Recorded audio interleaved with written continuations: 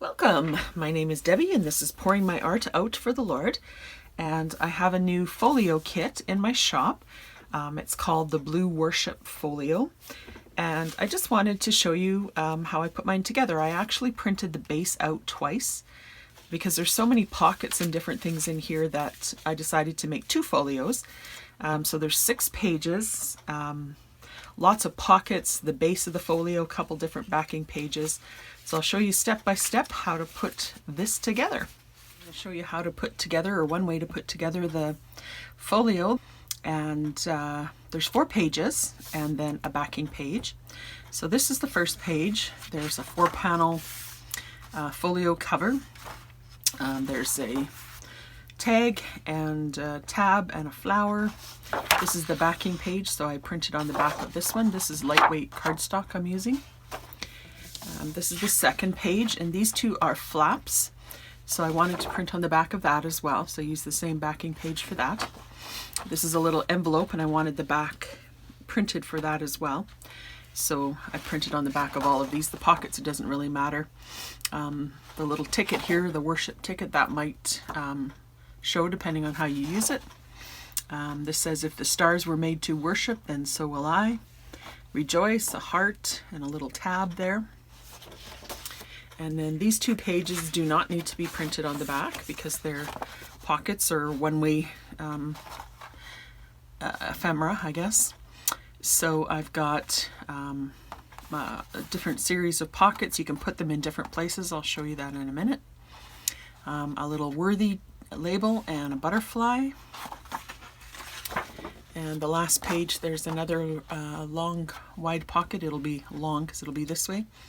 And a couple of these angle pockets, a couple more of those little bird pockets. But first, Jesus, remember, made to worship, Psalm 95 verse 1. And then these 2, they're kind of a 2-part ticket. You can use them in different ways. These ones, if you use them as an insert, you want to put something on the back, you could cut these out and put them back to back and glue them back to back and have a double-sided one, or you could cut them out separately and back them onto just some tan cardstock or whatever, coffee-dyed paper, and use them that way. So I'm not even really quite sure what I'm going to do yet, but so I'm just going to get everything cut out and inked and stuff, and then I'll be right back to show you how I put mine together. Okay, I've got all of my stuff cut out. There's piles of pockets here. In fact, I think what I might do is make 2 folios, print this page out twice, and then do half the pockets on one and half the pockets on the other. You can fit them all onto this folio, and I have done it before. Let me just show you. This is my original folio that I did just in the neutral version, the one I have in my shop right now. So it opens like that, and then it opens like that. And then this flips up. So I've got every pocket that is in this kit in this folio right now. So there's some on the back here, some here. So, I mean, you definitely can do it, but you can also do more than one folio and just use half the pockets on one, half the pockets on the other. So up to you. So I just wanted to show you a couple of things here. So this is the folio itself. I've inked around the outside edges, but I haven't inked around the inside edges yet. And whenever I have things like this, there is a line here, but depending on your cutting, you know, it's a little bit fuzzy. So depending on where exactly you fold, it might be perfect and it might not be perfect. And it's fine if you want to just line that up and score it. I've done that before too. But what I like to do is, if you have one of these scoring boards, I just line it up on the upper left-hand corner like this, fold it over, make sure the bottom and the top are tucked into that corner, and then just give it a crease there. If you're using really thick cardstock, you may have some cracking if you do it that way. So you might want to, sometimes I just sort of prime it by scoring it, and then I still do this, and it will just slightly adjust if it's not quite perfect. So that's just what I do there. And then these ones here are slightly smaller than here so that it folds nicely. So if yours lines up on a right on a line, you can put it there. I have to shift mine over just slightly, and then I score it 2.5 inches, and I'll do that on both sides, just slightly over and 2.5 inches. So then it will fold. Depends on what side you want out. I'll probably do this side out, and then these sides will go in. See how there's that little bit of a gap there? And this will go in, and then it will fold like this. It's just a really cute little insert, or standalone folio, whatever you want to do. So there is that. I just want to ink on all of the edges there. I'll do that in a moment. The other thing I wanted to show you is all of these pockets. Again, using your scoreboard if you have one, just line it up. I line everything up at my 6 inch because I darkened that line there. So I just line it up at the 6 inch, and then score it. Obviously I've already scored this one. And then I fold it in, and then I tuck it up again, and I score on that 6 inch, tuck it up, fold on that 6 inch, and tuck it up. Then what I usually do is take a hole punch, and if you don't have a hole punch, you can easily just cut these circles, these half circles out as well. But I usually take a hole punch and I just line it up. Sometimes it's slightly wider than here, which is fine. It'll still work well. And then it's just a little bit easier for me to punch it that way. Then I fold everything back, and then I just take my ink. This is Distress Oxide Vintage Photo, and I just ink on all 4 sides after I folded it in, and then that's one pocket done. So I did all of those.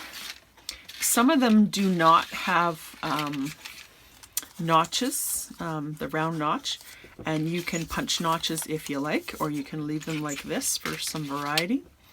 I decided to make a few without the notch, so you can decide what you want to do.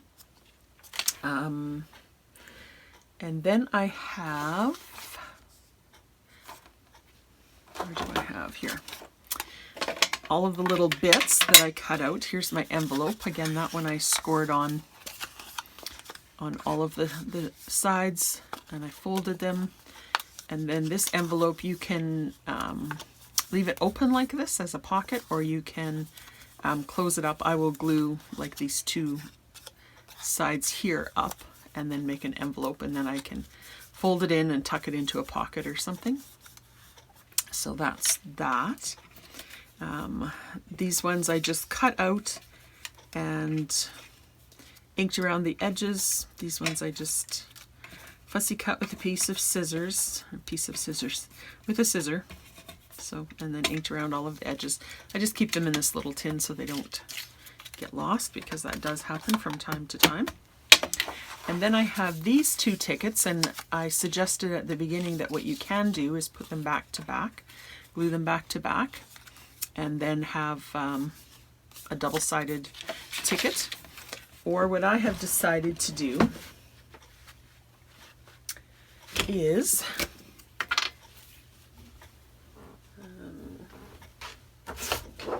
grab a scrap piece of paper here. I'm just going to glue on the back and then put it onto a piece of, this is just some tan cardstock that I've been actually using for this purpose for a while now. And then I stick on the image there. And I didn't cut out these little side notches because I find it easier just to cut out both layers together.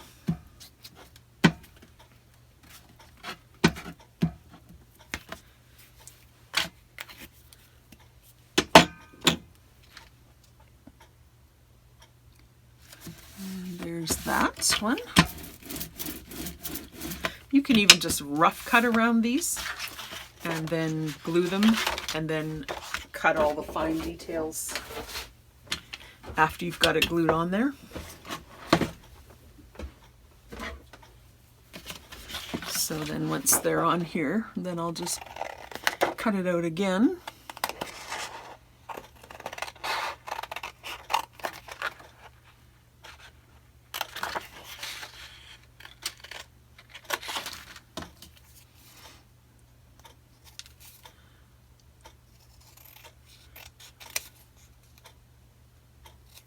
And now I'll cut out these little side notches here, and they'll be perfectly aligned. And then I'll just finish inking in that area. And then I'm going to ink on the back. Now these tickets you can make in different ways. I have seen them just like this, or you can fold this part there. I think it's made to be perforated and then you tear off a bit of the ticket, like in the real use of the ticket. I'm just going to leave mine like this whole for now. And that's it, I think. So I'm just going to get set up here, and then I'll show you. I think I'll speed through this process, just showing you where I'm going to put my pockets. To glue on the pockets, I just take some liquid glue. I put it on these tabs here, 1, 2, 3, and then I just glue it onto the surface. If you want to line it up, sometimes just a little bit easier to line up, I just put glue on the bottom and I line that up like that. And then when it's glued, I flip it back, I flip these in, then I put glue on those two sides, and then I flip it up and finally, you know, kind of wiggle it in place. So you can do it that way. I'll just show you here quickly. Some of these pockets will fit on this narrower part, and some of them are a little bit wide for there. This one would just fit. In fact, I think all of them will fit, but they're you know, this one is a little bit too wide there, so I would put this one here. So you'll kind of see as you're doing it how you want to do it.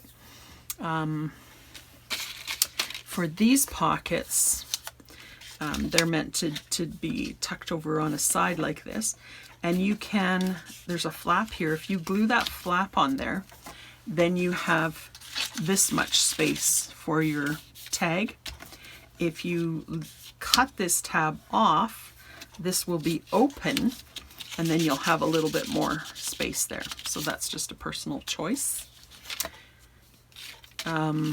These two, A and B, are actually flaps. So because I want to have my,